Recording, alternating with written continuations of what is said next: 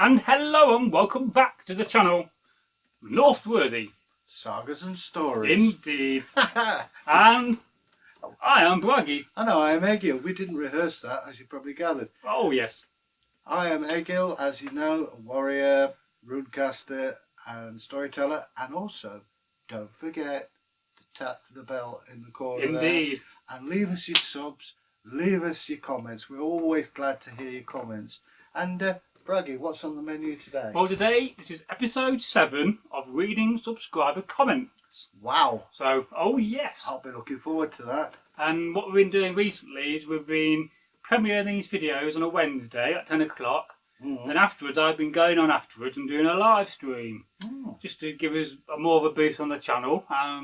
The viewers are really liking it. I'm getting used to it. So it's another facet to the channel. So let's start off. I've got to find my mouse. Where did I leave my mouse? Left it over there. Well, we best go and get your mouse. So we have a comment here from Thomas Dale, the first one. Hello, Thomas. What about a look at runes and Norse magic?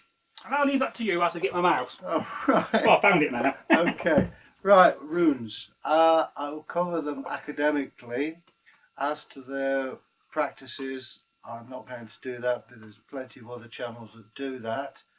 And we are essentially a historical channel, yes, not esoteric. But yeah, definitely there is a lot of ground to cover on runes, and yeah, we'll look at them, the various fourth arcs, and yeah, I think a series on each set of runes with an episode on each rune would be good. Do you think that would be possible? It's possible, but at the same time, you get it's like historians. You get 10 historians in 10 runecasters in a room. There's going to be 10 different variations. But okay. And another thing I'll do with that is that I'll when you covered the older runes, first arc, Elder fourth arc, yeah. I will make you a set of the Anglo-Saxon early first arc of the 33 ones. 34 piece set, and then I also do a set of the 14 and the 16. I know.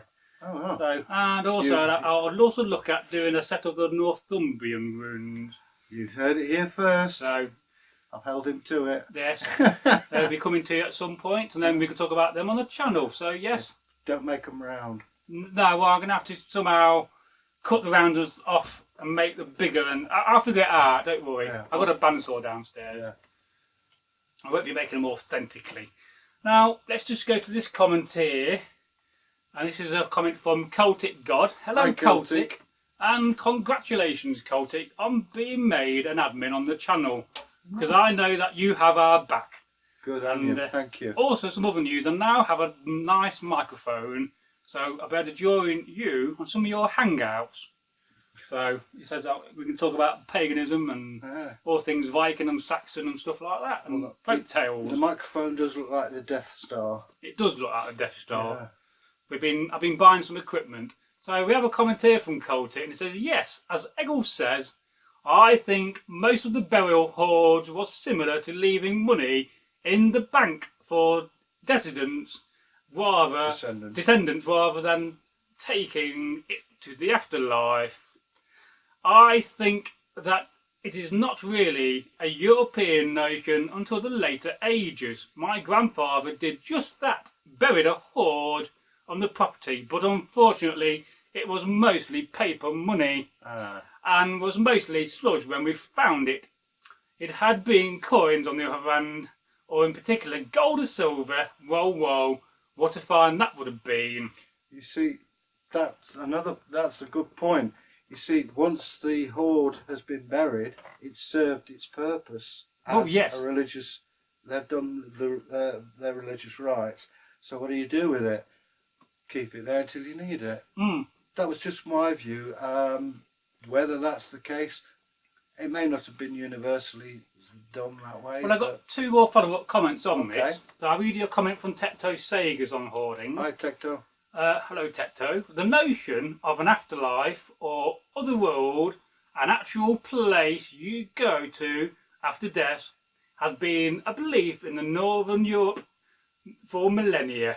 For Vikings, there are even ways to travel there without dying first. Grave goods for use in the afterlife, likewise, have been deposited for millennia. There is little evidence that hoards in question were dipped into over time, but plenty to show either they weren't touched or were added to by following generations. It makes absolute sense to deposit wealth for the afterlife, considering Viking lifestyle and the personal grave goods they also buried. Again, you're probably right, but at the same time, you can't assume that everybody acts the same way. In our society, we're used to everybody acting in the same way. We have, this is what we do, everybody follows it. Follows the norm. Yeah, whereas even religion, it varied from household to household. So I'm not saying that's exactly what they did. I'm just saying that's possibly what some people did do. Well, let me read you my reply to those two comments. Okay. Yes, in many ways, the notion of leaving hoards as a bank for your silver to be dipped into is an old idea, and to a degree would have been practised. The hoard would have either been forgotten about over time, or the hoard would have been spent, and all that left is the evidence of a small pit. From the research on the hoards that I've done so far, most hoards seem to be buried once and found once, or the left remains unfound, but no doubt a small percentage of hoards would have been used as a bank and redug up. Though I still have many hoards to research, and I have no doubt that even ventured into yet any non-British hoards, I will do so.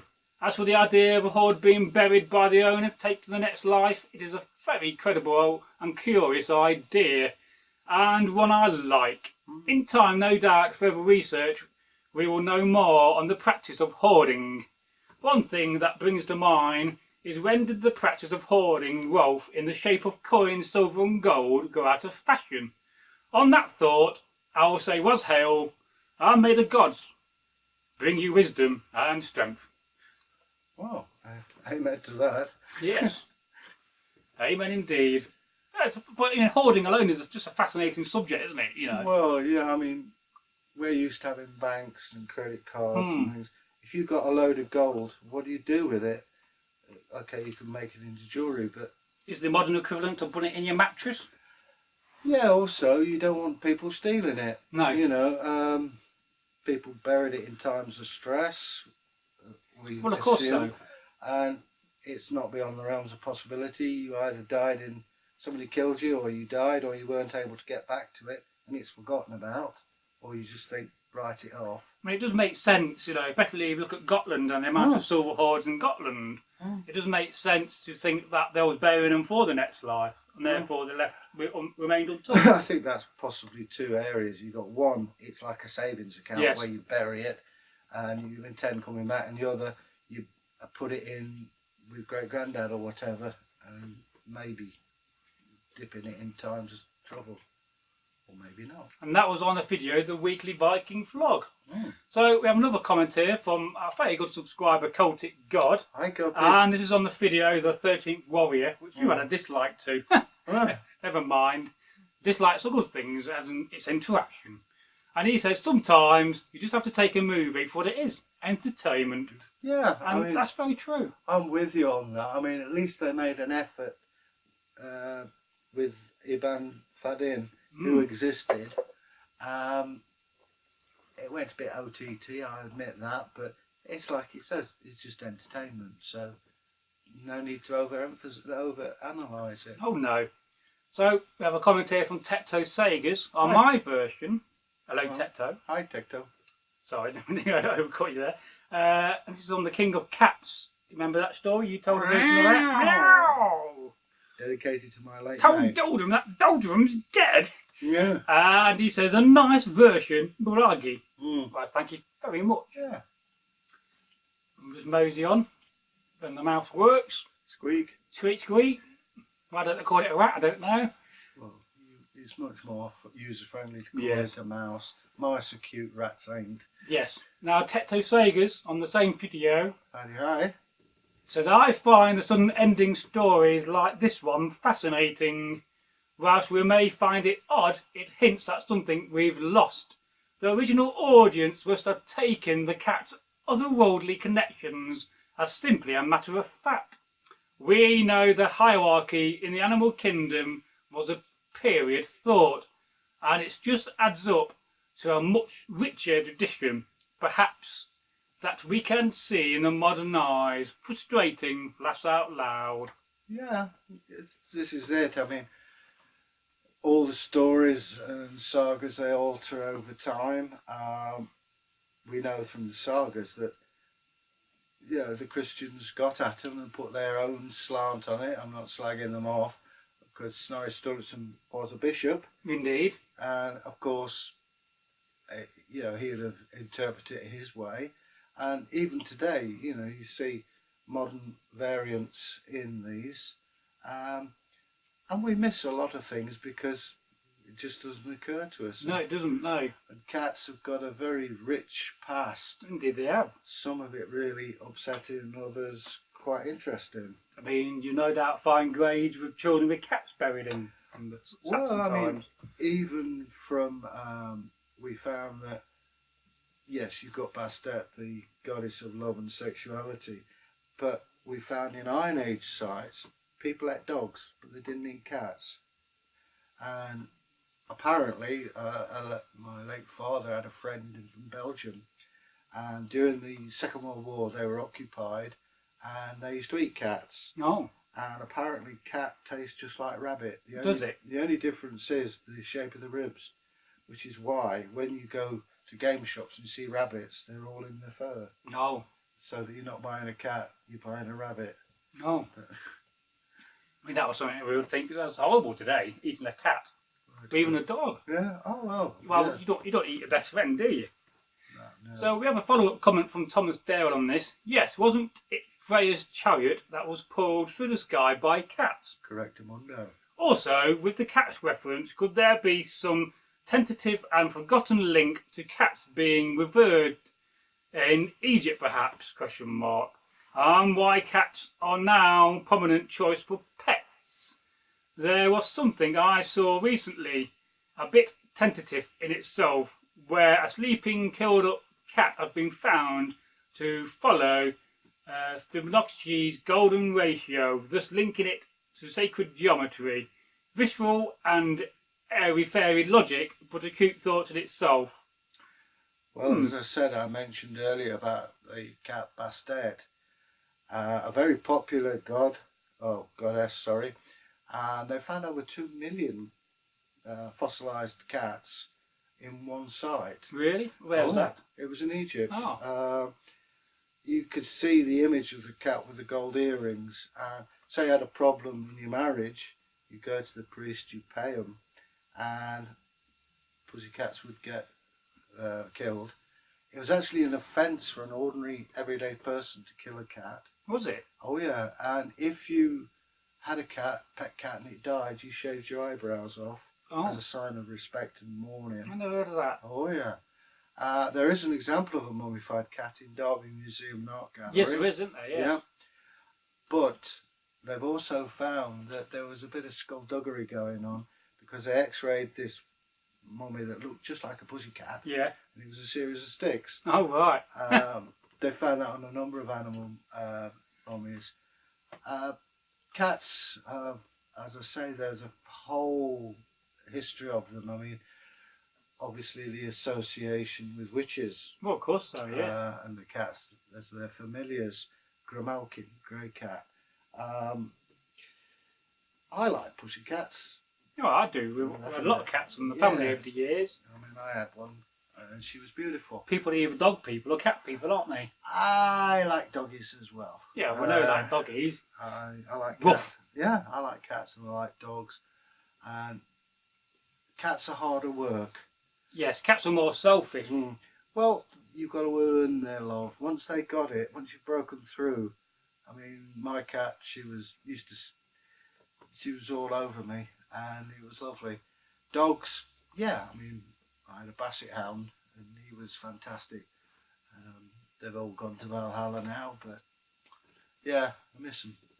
We have a follow-up comment from Tecto Sagas. Mm-hmm. He says, if I'm honest, I'll doubt any Egyptian connection, but an interesting thought. You may find names for Freya's cats knocking about, but they're not named in the sources as far as I'm aware. So I believe it's true. Yeah. It's funny how we don't have the names of Freya's cats. No doubt we're missing some manuscript with the names in from a saga that's gone forever. You have to be in the know. Yeah. So we have a comment here from Thomas Dale, and this is on the King of Cats. I hope you finally caught up with that turnip from the intro. Indeed I did not. Alright. That was when I started the intro going, oi, bring back my turnip! Right. That was way of referring to that. Okie I dokie. just like to do something different at the intro. Stapler. Yes.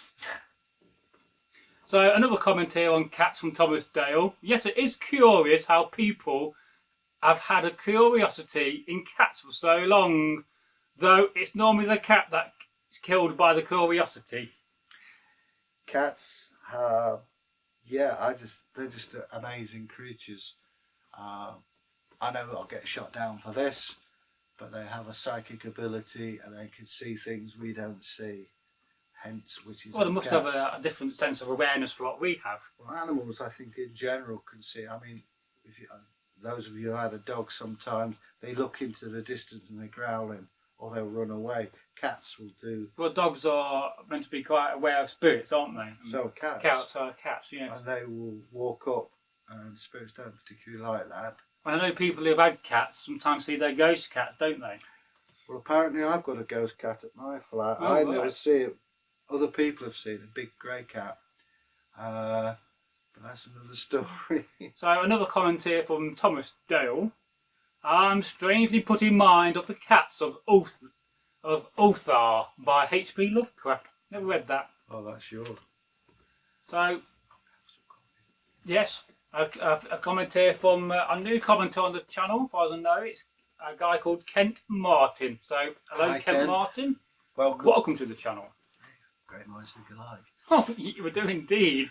And he says, nice cat-like reflexes with the shield. And that was when I used the shield to sit on, and halfway through the story I kind of nearly fell off it. Oh. And I had to do some cat-like reflexes to stay on my shield. Because it would have A, meant I would have fell down, and B, that would have been a very funny outtake, but would have ruined the story. A bit of a street cat, this guy. So we'll have a look for the next comment.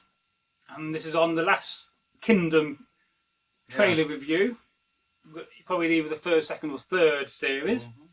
And this is from Thomas Dale. I see Last Kingdom has had another visit from the dreaded backsword of ultimate discomfort. Yeah, I mean, it's one of those things that it keeps coming up. It does. And I know it really annoys It's you. haunting us now. Yeah. It doesn't. I find it just ridiculous. You'll never see me with a sword in my back like this. It was it. You can literally, you can't get it out. Just hang on a minute. Don't kill me, I'm trying to get my sword out, mate. But so you can I see. know it really bugs you. I find it silly, but I understand it why. bugs me when in a historical context, when it should be left to the fantasy movies. Leave it to Conan the Barbarian, please, Hollywood. Well, even he has his sword down by his side, I think. See, even Conan knows not to have a backsword. Well, you just demonstrate. You can't draw it out. You can't, not without having a big gap down here. You can like swing it like Shadiversity did. Leave it to Tolkien and Harry Potter. And the next comment. And the next one from the Last Kingdom review from Thomas Dale. Yes, I hadn't quite thought about the plight of the stuntman. They do a brave job. Oh, indeed they do. But let's not forget the stunt ladies. As a whole thing, I mean, they put themselves out into such amazing things. I mean, you see them throw themselves off buildings. The ones I have a special sympathy for are the people who set themselves on fire. You see them in the battle scene. Oh, yes. Along comes a bloke on fire. And you think, come Well, on. like in Last Kingdom first season, coming out of the Longhouse. I wonder if it's the same bloke, but I saw it, I think, in Century. No, I'd imagine there'd be quite a few of them do it. Well, was the Russell Crowe film, Gladiator. Gladiator. And you see it. Okay, it seems to be the same. I don't know if it is. I believe they're making a new one of that. Are they? Yeah, he's making a Gladiator 2 apparently. Oh right. So well, he's dead. Well, somebody is anyway. Who's dead? The director? No, he died. Maximus died in the arena, if you remember, at the end. Oh right. Well, so it's been a long time since I've seen that movie. It was a very good movie. I've got it on DVD. Perhaps we should review it. Would you like us to review the trailer of The Gladiator? Let us know in a comment, please, folks. It is very much a remake of a 50s one, Empire. What's it called? Can't remember now, but. Of course, there's Spartacus. I'm Spartacus. No, I'm Spartacus. No, I'm Spartacus. I'm Spartacus. No, I'm my Spartacus. Wife. All right, fair enough. You can be Spartacus today. And we have a comment here from a very good friend on the channel, Martin Belfast. Hi, so, Martin. Hello, Martin Belfast. And he says in a comment, the Magnus Vikings, Northern Ireland. And that is the group he belongs to. So we'd just like to say hello to the Magnus Vikings. Yeah. And at some point, we are going to make a video for you guys. Magnus Bare Legs. Yeah, Magnus, you've heard it first here. It's in my folder. So you know it's going to be done at some point. So, and he says, yes, we are named after Magnus Olafsson Barefoot, the only Viking king to be buried in the UK near Downpatrick, Northern Ireland. And I don't think I've ever been to his grave. So I've only ever been to Southern Ireland, I'll be honest. I've been to both. Yeah, I've never been to Northern Ireland. I did an event there at the Ulster American theme park, which is probably one of the best reenactment events I've ever did. Yeah, I must admit, the Irish people are very warm. Oh, they are lovely. And the food is excellent, by the way. Oh yes, so is the Guinness. Yeah. And being a singer, I was singing in the pub with the guys, and I just all the locals kept on buying me Guinness. And at one point, I had like 20 pints of Guinness on my table. So I just kept on getting the old regiment drunk on that. I was going to say 2 pints of Guinness, I've gone. Can't open 2 pints. I'm a low lightweight. And another comment from Martin Belfast is a comment about a merchant called Cultic Web Merchant. And I've had a look to do some nice stuff. And at some point we are going to compile a list and make a video on some of the recommended traders we like. Yeah. So, and it says Cultic Web Merchant, very good for stuff. And the small pin, you can buy 2 of them and use them for your leg wraps. Ah. So, good idea. My poor old leg wraps, they go back a bit now. I'm in a bit of making some. Yeah. So, we have a comment here from Tecto Sagas.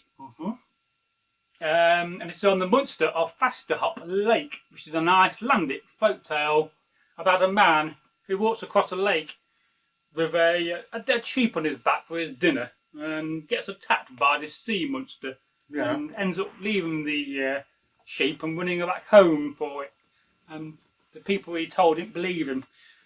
Now, he says, just found this. It's a piece about Icelandic witchcraft and sorcery museum.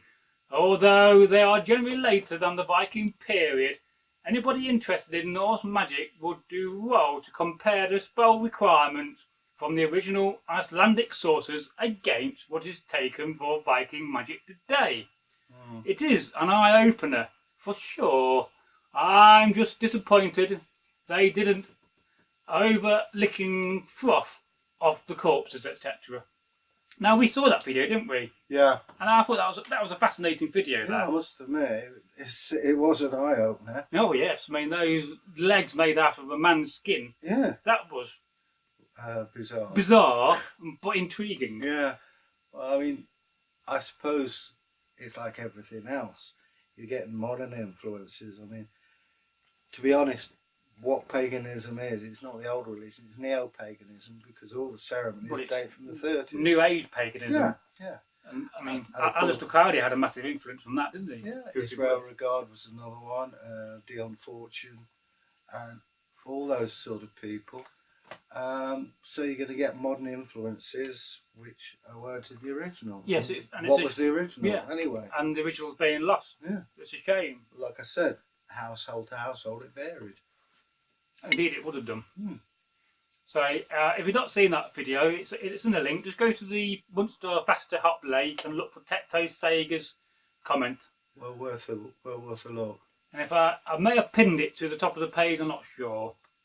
So, we have another comment on the Last Kingdom trailer review. It was either season 2 or 3, probably 2. This is from Cheetah. Hello, Cheetah. Hi, Cheetah. And says, this is indeed a great trailer. It's certainly made an impression on people. Oh, yes. You know. And I hope you like our review. Although we did have a dislike on episode 2 review, but that's the way it goes. You need a bit of grit to make the wheel go round. Yeah. So let's have a look.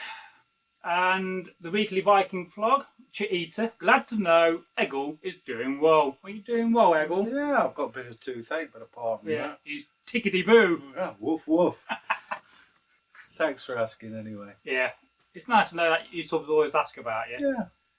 And I did tell him in the live stream that you've had the flu and you're not been too well, so we often think about it. Yeah. But we're all right now. Thanks for asking. Another comment from Cheetah.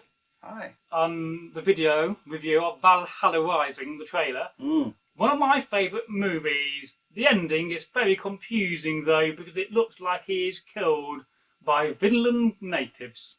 Yeah, he definitely is. The odd thing is that they leave the little boy. How's he supposed to get back? Well, Does he get back? He talks about this in the next comment. He says, Cheetah, at 1858, that's the time in the video, you mentioned what happened to the boy. At the end of the movie, when the Vinland natives, I think that is what they are, kill one eye, they just walk away and the boy is left to fend for himself. Well, One Eye knew what was going to happen to him, and it was part of his it was his fate. And he could have turned back any time, but he didn't, because he wanted to go to Valhalla. And he could only get there by courtesy of the local natives.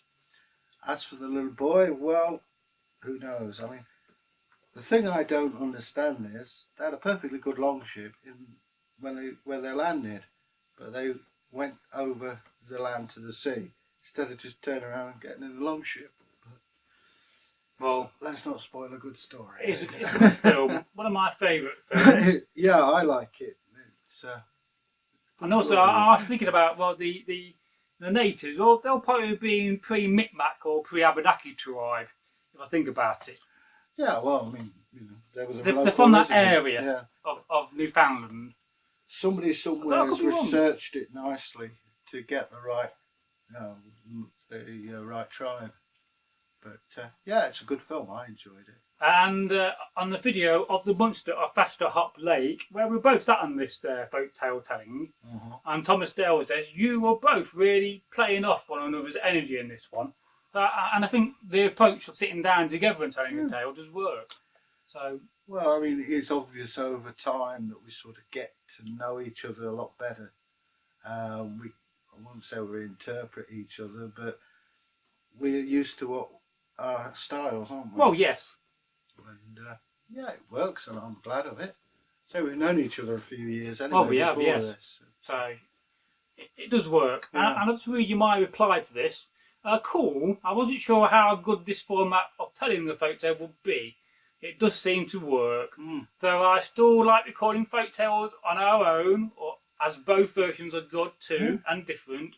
One thing that brings to mind is, do folk want to see 2 or 3 versions of the same folk tale? An Egil version, a Bragi version, and a collab version between the both of us. I have had people ask me about that.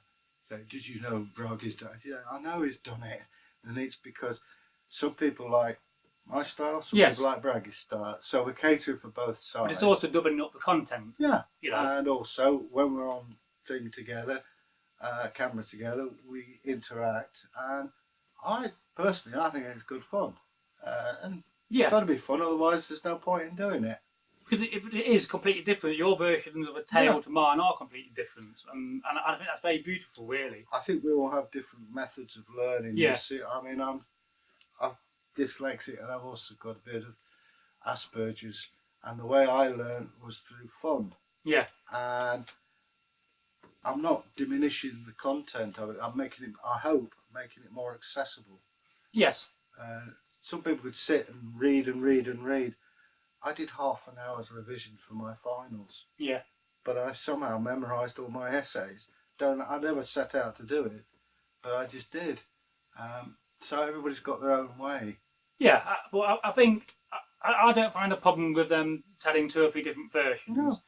Because I think it's great. But I'll read you the next comment from Thomas Dale, and he says, "I'm happy with there being either a collaboration with the both of you telling a tale like this, or there being a Bragi telling of a tale or an Egil telling to compare both tellings. A collaboration could be one of the longer stories uploaded periodically, once a fortnight or something. I know there may be some that would prefer hearing a story only once. Yeah. I'll be fine with that also." It's up to the individuals. Some people think, oh, here's Egil, I'll listen to Bragi, or vice versa. The choice is yours. We're giving you the choice. Yes. And that's what it's about, is giving people the choice. And, that's what it's there for. It's to entertain you as well as it is, but it's also to get these folk tales out and to tell them, because they're easily lost. They are easily lost, and if you're not careful, all these books of them will just disappear. People don't read books no more. You see, I was lucky. My mum used to tell me tales. They weren't sagas, but it was sort of traditional. Was it the tinderbox and that cats with eyes the size of saucepans? She used to tell me these stories when it was with car journeys, long car journeys. She used to tell us. I'm getting hot. Well, you've seen it first. Northworthy Sagas and Stories going blue. Indeed. Keep your hat on this Sunday. I'll just read you Tecto Sagas comment. Hi, Tecto. On this, and it says, but my name on it says brag. I'm Bragi, not brag. My honest opinion is just give us your best version. Yeah. However, seeing different versions is really no hardship. By all, bring us what you have. Yeah. Now, one thing I do try to do is to separate the time between the 2 versions. Yeah. Although recently I did experiment with doing 2 versions on the same day, which I may do again sometime. Let us know what you think. And another thing I'm going to do in the new year is change the folktale day from a Friday to a Thursday. And this is tactically so that we can get some hashtag Folklore Thursday, which is a very large site. Right. So in the new year, I will be changing the day from a Friday to a Thursday. So just bear that in mind. Yeah. Although thinking about that, I do have 2 videos scheduled and premiered in February already. Go for it. So I'm going to have to change the dates for one of them, I think.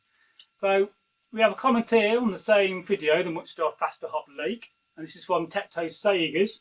Hi. Deadman's Lane in Derby is 17th century. A plague reference. Yeah, I remember reading that comment. Yeah. Black Graves Lane is another. Yeah. So, I'm guessing you're from round about Derby way. Well, I assume so. Anyway, nice to hear from you. Oh, yes. And I'm pretty certain, I read a comment some time ago from Tecto Sagas saying that his dad told him a story that Deadman's Lane was associated with the folk tale of the sheep strangling the man. Yeah. Well, I mean, Ramstone. Songs like the Derby Ram, where's that origin? And things like that. But I mean, if you know anything like that about the local history, please tell us. Oh, yes. I'm fascinated by it. And unfortunately, the waters have been muddied about Derby with certain other people making claims which don't exist. Yes. No names, no Patron. Indeed. And I've just read a comment from Thomas Dale on that comment. I'll look into that.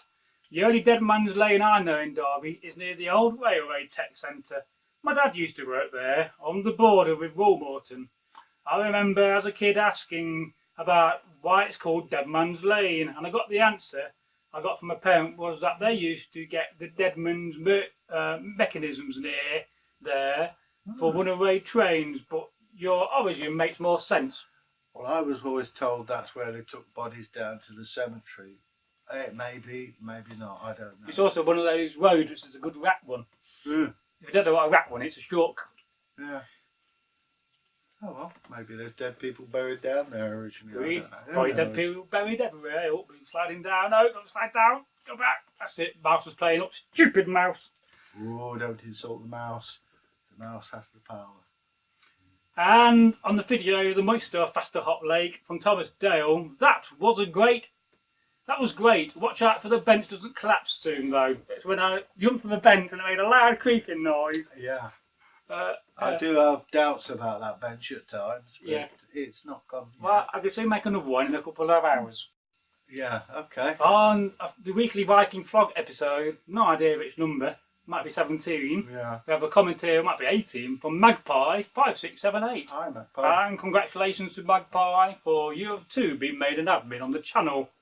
And if anybody doesn't want to be an admin, or made an admin, just let me know, and I will remove you from an admin. You will remove them. Yes. Yes. Unremove you, put them on. Yeah, well, yeah. It's been a long day. Yeah. He says, don't worry, guys, you'll get there. Yeah, thank you. And on the same video, Magpie5678, Technova Egil was the best. Well, hopefully we've got another one in mind. Yes, I'll just read the next comment from Magpie5678. Techno Bragi and Egil sounds like a good idea. Exactly. I think we're going to do it when it's a bit better weather, when the ground's not slippy, probably in the springtime, and the leaves are back on the trees. It's been out. It's going to happen, but it's going to be a few months yet. I don't. It was amazing, the response for that. Oh yeah, it's still getting more views. Yeah. My ex laughed herself silly on it. Bless her. Maybe you should watch the video and double the speed up to 2 times. It's even more hilarious. Well, I thought you were going to do like the Benny Hill music on it. Yeah, well, that'd be copyrighted, I think. Yeah, probably. Yeah. And Cheetah says, yes, please. Yes, please do a Bragi and Egil techno video. We'll do it. We'll do it. If you want it, we're going to do it. My battery's down on my mouse, so it's a bit slow. I see. So, the story of Sutton Hoo, your video, excellent video that. Cheers. I'm looking forward to this. Sutton Hoo is probably the most important English site. One of them, definitely. It's a very interesting site. As I say, I spent a fortnight there doing a resistivity survey with Martin Carver. And if you can imagine 2 sites, you have the Neolithic underneath and then the Saxon on top. But also there's another layer. It was used in World War II as a training ground. And that's one of the problems. It's all right digging up old cartridge cases, but one poor lad stuck his trowel through a 2-inch mortar shell, unexploded. And, you know, it could cause problems. It hasn't yet, and I hope it doesn't, but it's dodgy. And the flint flakes are amazing. I've got 2 carrier bags full of them. Oh. You still got them?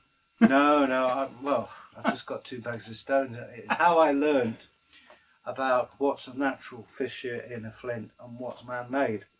And I'll tell you, if it's natural, it's smooth.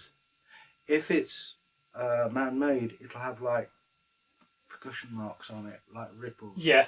And that means it's a human agency that's done it. And I wished I'd kept it. I got these flakes, put them together, and I got the original stone. Oh. It was something like that size of my hand. But you put all these pieces, it shows you how interesting it was out there. I just put the things together. But yeah, it's one of the things archaeologists do.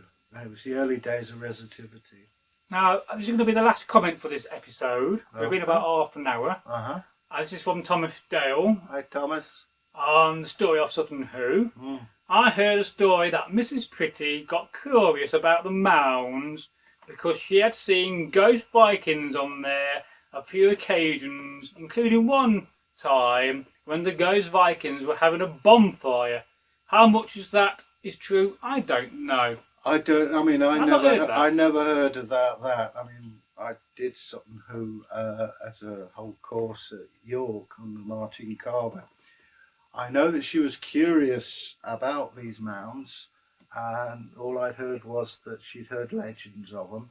And she got a gardener, Basil Brown, to have a dig in. Basil Brown was an amazing digger. He was. He wasn't trained as an archaeologist, but he had the good sense. He dug in and started finding stuff and called in, I think it was the British Museum or Cambridge University, and they excavated it there.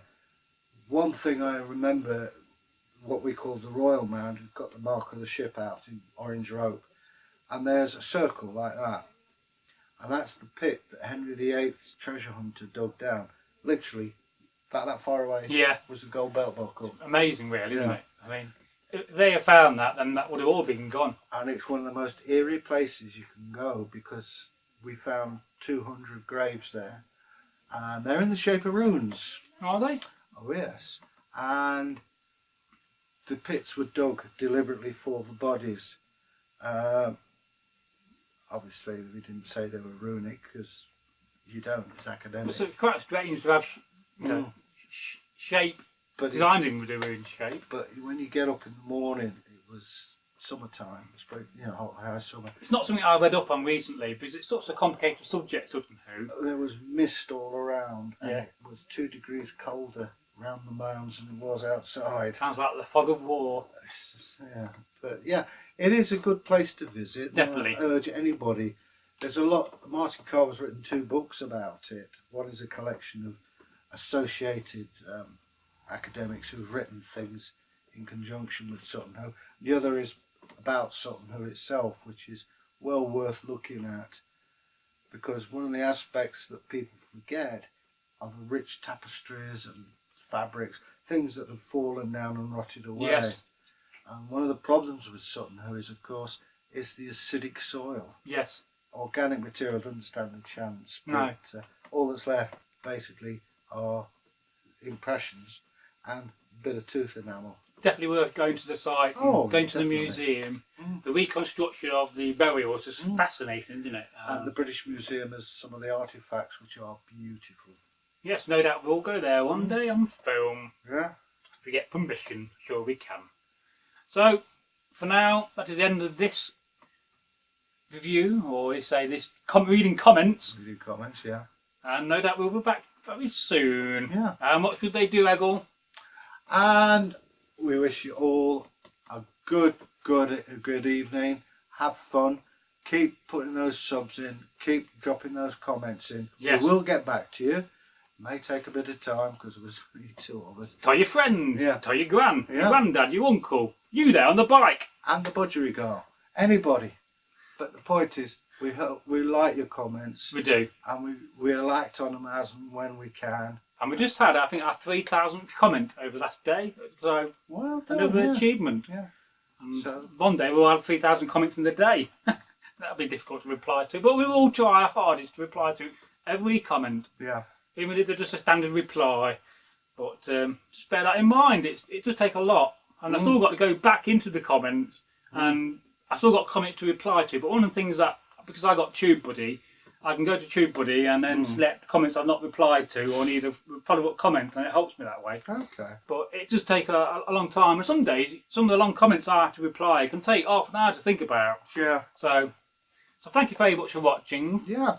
Keep those comments coming in. Oh yes, this is cool. Goodbye. Bye.